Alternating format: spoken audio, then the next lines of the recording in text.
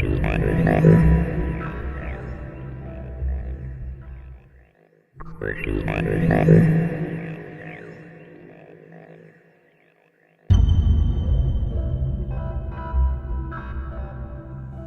guys, welcome to another edition of Off the Cuff. It's been a little while, but that's because I got a brand new camera and it just took me a little bit to learn how to use it. And I'm still working on it, but hey, it's pretty cool. Right, Bosco?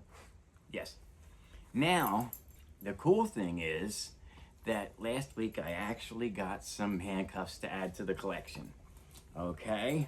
Now, all these I bought from one person, some of which I had already, some of which I didn't. So it's always cool to add new stuff to the collection.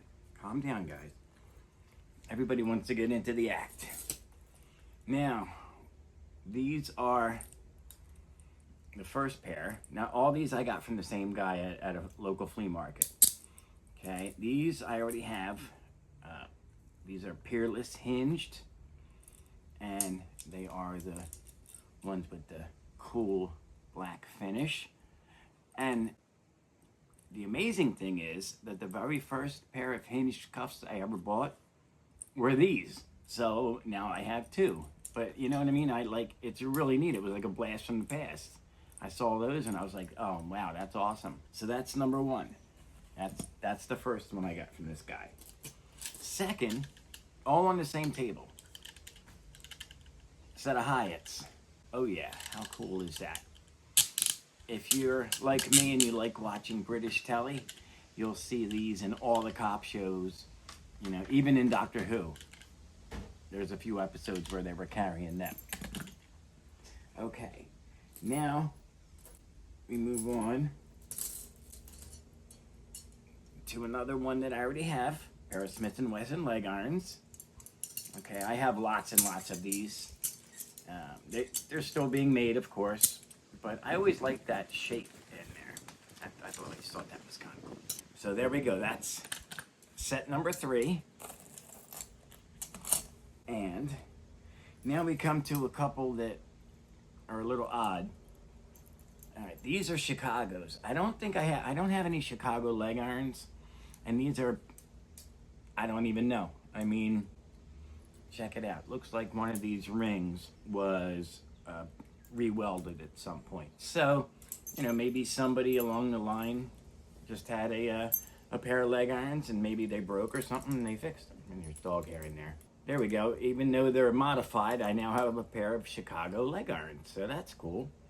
These are going to go in the drawer with all the modern stuff. Okay, so now we come to another set that I didn't have until now. Now I do.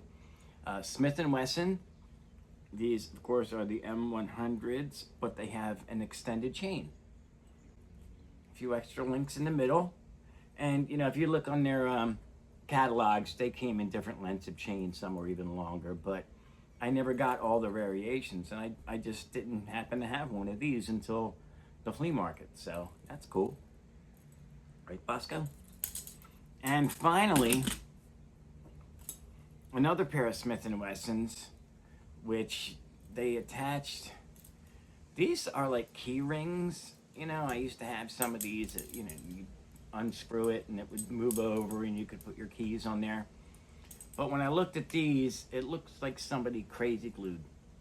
They put super glue in there to keep them permanently shut. I'll just keep these as a set of an example of what some people do when they have them, if the chain breaks or whatever happened.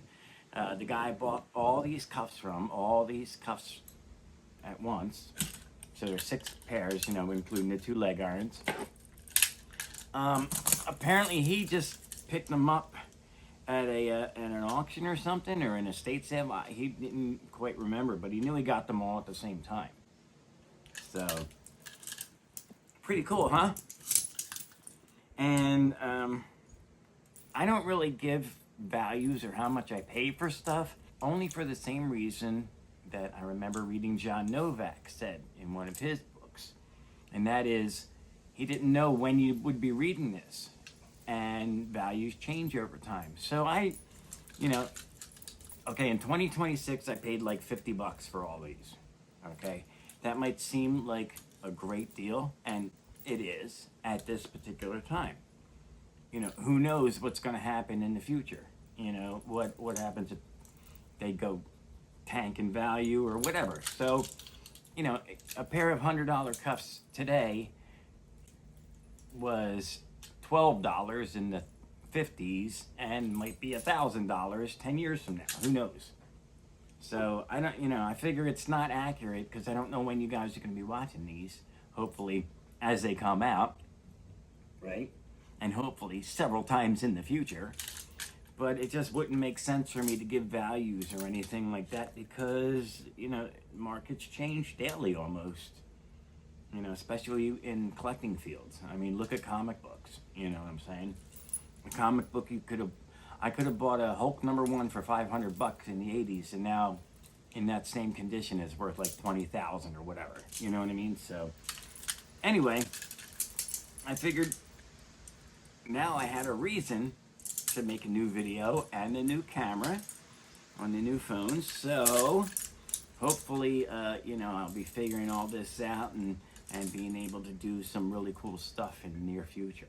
Now that it's summertime, I'm hoping that more and more opportunities to add to the collection pop up. I also bought a bunch of magic stuff at the flea market this past weekend. That'll be on one of my other videos on the channel. Please check out the other videos because I do stuff on all kinds of different subjects. You know, vintage toys, magic, collectibles, flea markets, dogs, everything. Hope you guys have a great weekend. I hope you guys, you know, add to your collections, and please drop a like and a comment and subscribe if you haven't already. See you again next time. Right, Bosco? You really couldn't care less, could you? Mm-hmm.